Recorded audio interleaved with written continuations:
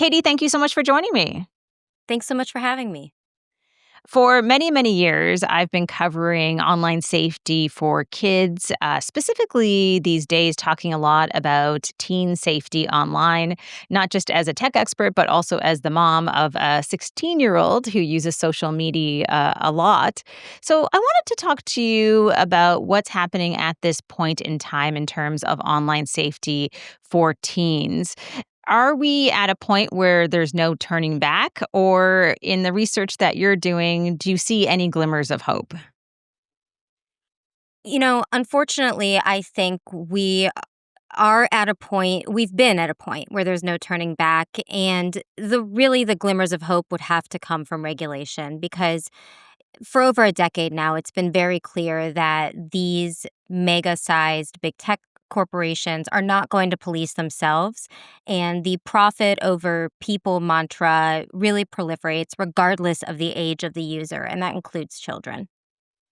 One of the things that I always find surprising, and we've seen it especially as of the past few years, is this push towards teen accounts. Teen accounts will make things safer. We've seen this even from ChatGPT as of late.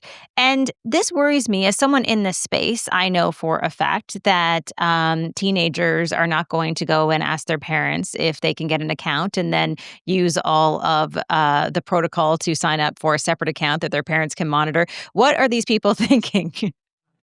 Well, I'm not sure if you follow some of the Senate hearings that have occurred on this, but there was a big hearing last week with two whistleblowers from Meta that were specifically focusing on the harms to children. And one of the opening statements from one of the whistleblowers, Casey Savage, who had dealt with research and the way that these platforms were affecting kids, I think is a really poignant example of this moment. And she basically highlighted the fact that these companies do nothing to address these problems until a regulator or a big PR storm puts it in the forefront. Then they scramble to create protections, parent tools, and teen safety things that their own internal tests have shown do not work or are not adopted. And they use it as a platform to say they're being responsible. This is something that we see time and again. These companies are not proactively doing this. ChatGPT's teen accounts came out because the company is being sued by multiple parents for encouraging teenagers, for the chatbot encouraging teenagers to kill themselves and explaining how to do it. This is something that, we're going to see over the years from any of these platforms. And the teen accounts are really a misnomer because we know that in many cases, the moderation is not effective enough or being effectively enforced in a way that's going to address this. If Meta really cared or ChatGPT really cared about these issues, they would not have fired thousands of human moderators. They would be hiring more to ensure that the major gaps in the technology moderation are filled in a way that doesn't harm people. But that's just simply not what we see from these companies. One of the things that has worried me a lot, insofar as following many of these stories, is that it appears to me that there's so much money at stake. You already mentioned profits. But one thing I think a lot of people don't speak enough about is how companies such as Meta are actually influencing the narrative and the conversation around online safety. Your organization has done a lot of work in that space. Could you talk about that further? Well, we recently actually did an investigation into Meta and how it finances the spin on the kids' safety online issue. One of the ways it does that is that for many years, Meta has been a major national sponsor of the National PTA, the National Parent Teachers Organization. What's notable about this is that school districts across the country and state AGs are part of what has now become an MDL, a multi-district lawsuit that looks at the way that Meta has specifically harmed children. So in response to that, we see Meta getting closer and closer with the National PTA. We did a big report on this, and we found that one of the things the National PTA is most heavily promoting is Meta's teen accounts. That's something that they are holding events with Meta. They're pushing these, and we even saw responses from parents on the National PTA's Instagram, parents who were outraged that that the organization is being funded by Meta while they knowingly that this company is harming children. And we've also done investigations into Meta's teen Instagram accounts. Actually, just a year ago yesterday was the 1 year anniversary of that announcement. And first of all, the announcement of these teen accounts, many of the tools and protections they claim to be putting in place, they had actually been claiming for years they were already doing. And we found that they had not been doing those prior to that. They repackaged them as these teen accounts. We did some really basic tests in a report that just came out looking at Meta explicitly says that it doesn't allow fight content to be pushed to teens under a certain age. And we found there's huge loopholes in that. And not only was our teen account that we created, which was keyed to have less of the sensitive content pushed to it, not only was that teen account receiving graphic fight content, but content that went so far as dog and animal fighting, dogs ripping each other's throat out, something that would be traumatizing for anybody, let alone a teenager. And Meta has not only failed to fill these gaps, in response to the Washington Post, their changes actually made it worse, and the protections we had given them credit for in the report have been removed. And this is just another example of where we see the kind of failures on what are supposed to be their teen accounts, their safer versions of this content. In response to the assassination of Charlie Kirk, obviously there was a very widespread, extremely graphic video of the incident that was all over social media. So we used that same teen account in the midst of this crisis to check and see if that content was accessible to the teen, because Meta says it makes sure that graphic content is blocked or hidden from view. And time and again, we saw that very graphic video being pushed to this teen account. Meta claimed that there's a lag in the way that its moderation tools are applied. So now if you check from the teen account, the video is still accessible, but largely hidden. It's been a week. If the lag is that slow, how can we be, as the public, trust this company to keep kids safe? Millions of kids have likely seen that video already because of this alleged lag that one of the most sophisticated technology companies in the world is saying occurring on its teen platform. So I think there's a lot to be questionable about, and we certainly cannot take these companies at their word because there's a lot of money at stake, and kids are the primary target user. It's so frustrating. On the day that Charlie Kirk was assassinated, I was meeting my son, who I mentioned is 16, at his school. And I saw all of the kids come out of school. They can't have phones in school, so they turned their phones on as soon as they were waiting at the bus stop.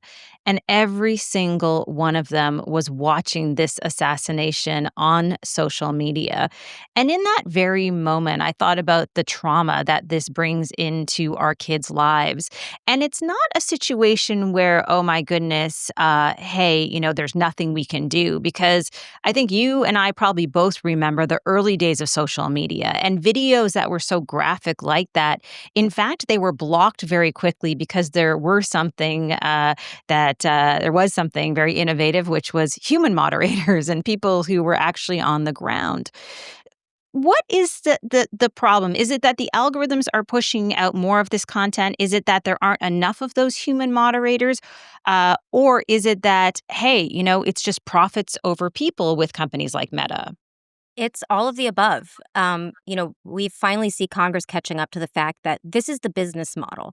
The business model is to push content that is outrageous, that is eye-catching, that keeps your eyeballs on the screen, whether it's because it's so shocking, like a car crash, you can't look away, or because it's enraging, or because you vehemently agree with whatever that point is.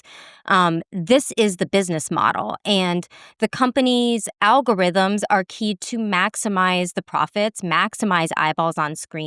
These whistleblowers last week that spoke before Congress, they weren't just tech engineers. They specialized in psychology. Meta is hiring people who understand neuroscience to make these products more addictive in a way that is not just a matter of somebody designing an algorithm or coding, changes into the platform. And we know that Meta has the ability to block relevant content. We know it because we don't see child sex abuse material all across our platforms like you would see on unregulated internet. We the reason the company makes more effort there is because the law is much more strict on that content regardless of the liability protections under section 230. You likely don't often see what is known as a dick pic rolling across your screen for the same reasons. We know the company is capable of addressing these things, and it's choosing not to do so because to do so would vastly reduce the company's profits. That's why when we see regulation like we're seeing in Europe, the Digital Services Act, that would issue fines for the company leaving up harmful content, illegal content, drug trafficking, terrorist content, there are major fines associated with that.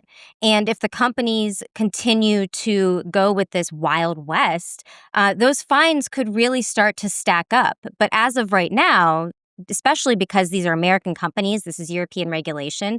As of right now, those fines are just the cost of doing business until the United States members of Congress step up and address this. And I will say what has been notable in recent years is that amid what is probably historic by a nonpartisan historic separation among political views, we see very rare bipartisan support, specifically on the issues of regulating tech and protection of children.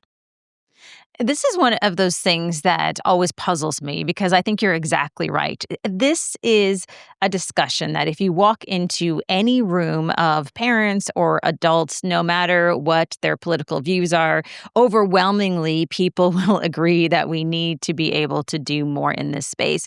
It also strikes me that people have a weird relationship with regulation, and they think when we're talking about regulation in the big tech space when it comes to social media that is censorship. And yet everywhere in our society we have regulation. I can't get on an escalator without seeing some type of warning or caution sticker. So why is it that we're so afraid of regulating these big tech companies in the social media space? Well, I think part of that is who's driving the narrative. And we have seen Meta and Google spend record amounts on lobbying members of Congress and pushing their content into media in a way that we didn't see with big tobacco or big oil. And those were the kind of classic big bad industries that sought profit over people. What's different with tech is it's something, people can choose not to smoke cigarettes and big tobacco doesn't affect them. But with tech, whether or not we like it, it's ingrained in our everyday lives. For depending on the country you're in, it's a critical form of communication with these social media platforms. For kids, even videos on YouTube for school can be something that is critical. These are really important pieces of infrastructure in our daily lives, and yet they are some of the most unregulated across the board. And one of the things these tech companies have really pushed is that any regulation is damaging the free market. It's damaging their ability to innovate. They're kind of drawing on the 1996 inspiration behind Section 230, but it's been, 2 decades, 3 decades since then, and technology's changed a lot. These are not mom and pop, run out of your garage companies. These are some of the most profitable companies, technology companies in the world that we see. And they also have some of the greatest responsibility in terms of how they drive the narrative online in the US and around the world. I think it's important to remember that US regulation is the biggest threat for these companies. And the internet that we get is like the most regulated version that they have. What is being pushed to adults, to kids, all around the world is even worse because what moderators they do have largely speak English. And so this is something that in a globalized world, we really need to keep pressure on these companies because the damage reverberates so far. And, getting back to, you mentioned your son and all of the teens seeing that video. I see in the research that I do a lot of bad things online, a lot of graphic things. And seeing that video was jarring for me. When I am aware what's going to happen in the video and I'm used to seeing that content. So for a teenager, that's even harder for your mind to grasp. It also kind of blurs the lines between what's reality and what's TV, what's online. Um, and that's something that we still don't see companies owning up to. And another reason you see so many whistleblowers coming out year after year trying to raise alarm about how companies like Meta are profiting while harming children. It's also pretty jarring that we're seeing late night talk show hosts that are getting essentially pulled from the air for saying certain things. And yet on the internet, we have some of these gory and grotesque videos and whatnot floating around. And I do want to evolve the conversation from just some of those more graphic videos into some of the other harms, because something I've been reading a lot about, and certainly I've seen your organization talk about as well, is the rise in gambling among young people. They're seeing a lot of gambling ads across social media, and there's been a lot of cases of young people actually getting addicted to gambling. This feels like yet another layer of these challenges that we're facing today.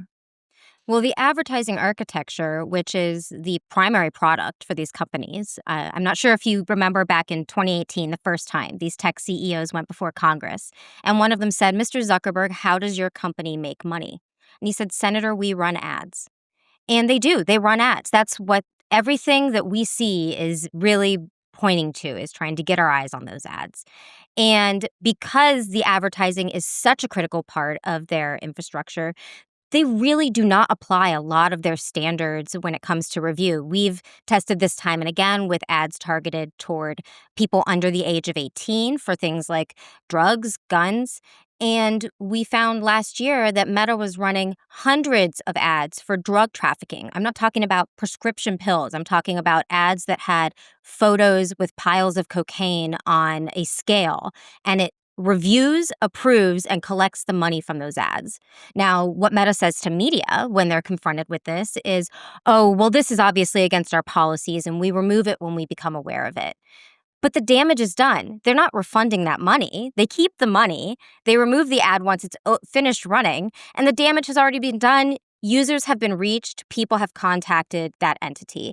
And this is really something that's pretty basic. If any other outlet on television, in print media, were to run ads for drug traffickers, it would be the end of that outlet. And we don't see any repercussions or accountability for these companies when they do the same thing. And it really should be, there should be outrage among other traditional media who have to play by completely different rules to monetize their, in some cases, their struggling platforms, their struggling websites, while companies like Meta are allowed to repeatedly run ads for things like illegal gambling pushed to kids, drug trafficking, weapons.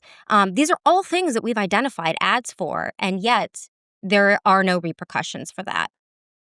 The argument from some of these tech leaders that I have seen in the past is that it's just too difficult to do this. I don't buy into that. But what can be done? Because I think it's fair to say for someone like yourself in an organization that's done so much research, what is the best thing to do in terms of that regulation? What does that regulation look like? And how can it be applied without impacting people's right to speech? Well, certainly these are private companies. So free speech, while it's one of the many traps that these companies get into when it comes to the dialogue. The other one is what you mentioned. It's just too complicated. They can't moderate at scale. You just can't expect them to do that. They have no problem moderating at scale if they're required to do so. I think we have to remember how advanced these technology companies are. They've really written the rules of the 21st century because they are so technologically advanced and so well resourced. When we look at something like Meta laying off thousands of moderators and saying it's doing cost cutting while simultaneously hiring an AI engineer for a $250,000 contract, it's very clear resources are not the problem, nor is technological advancement. It's a matter of whether or not they are required to do so. And I think when we look at what these companies were starting to do when they thought there was a threat of regulation. So around 2018, 2020, after the 2016, influence online in the 2016 election became a big talking point. We see these companies really promoting the fact that they're hiring thousands of moderators and they're implementing all of these tools and putting this much money invested toward this. They even had a war room for elections that they highly promoted for Meta. And that regulation didn't come. So there's no repercussions for what they're doing. So what do? Let go of the moderators, not focusing on a war room anymore. Zuckerberg announces in January they're going to roll back how hard they apply their moderation tools. And it's clear that even the threat of pressure was forcing them to do more internally. But when it became obvious that that regulation wasn't actually imminent, the companies pulled back all of those protections. And we get what we have now with what we see, where kids can access incredibly harmful content, even if they don't go looking for it. These algorithms put it in front of them regardless. I think when I look at a company like Meta, I get especially concerned because now they're going into virtual spaces. Now they're launching AI companions and chatbots, right? Even though I think they've massively screwed up the online experience for so many of us, especially kids, and done so much harm, it's not like they're pausing and fixing the spaces that they've already built. They're layering complexity on top of them that could potentially lead to more harms. What do you think about the rise in chatbots and AI companions, specifically in terms of how often kids are using these for mental health and other issues as well? Well, what's really concerning is that the AI bubble isn't just happening in terms of how these companies are developing, but it's also the members of Congress, policymakers have pretty much entirely shifted their focus to what to do on AI. We haven't solved the social media problem yet. Nothing has been put in place that protects that issue.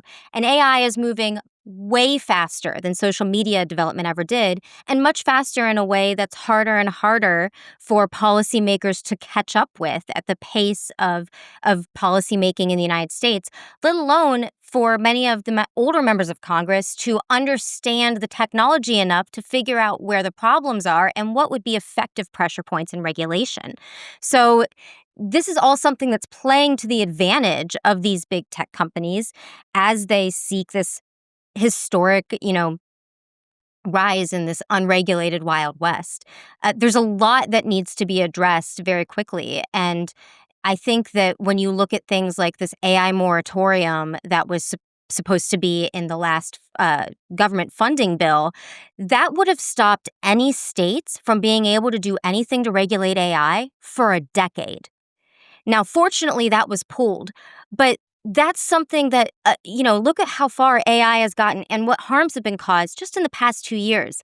A decade of that growth without any even threat of regulation is incredibly concerning. And this is something that I think when we look at these issues, it's not just kids that we need to worry about. We have to worry about ourselves. And I grew up, Facebook was created when I was in college. And I understand what the wild west of that social media and the rise of it looks like. My parents aren't allowed on social media because they don't understand that. They're aware of that, but they're just as susceptible to being influenced by that content and those algorithms as children. And frankly, kids probably have greater digital literacy than all of us at this point because they were born and raised in this universe. So I think that when we think about these threats, it's not just related to teens, which is a big concern, but ourselves, our parents. There's a lot for people to manage in this current era, and we're really being left for self-protection. We're not getting help from lawmakers, and we're certainly not going to be getting help from the companies. I'm glad you brought that up just to wrap things up as far as it impacting adults and grandparents. I think about my mom, for example. I went onto her Facebook account, which she loves because she has so many friends there. And I scrolled through her feed, and it took me, I don't know, 5 minutes to actually find a post from anyone she knew. It was just all garbage ads, AI generated ads. AI I mean, slop. Yep. it was just absolutely exploiting her as a user among millions and millions of other people. So very, very disgusting behavior from a company that should really know better.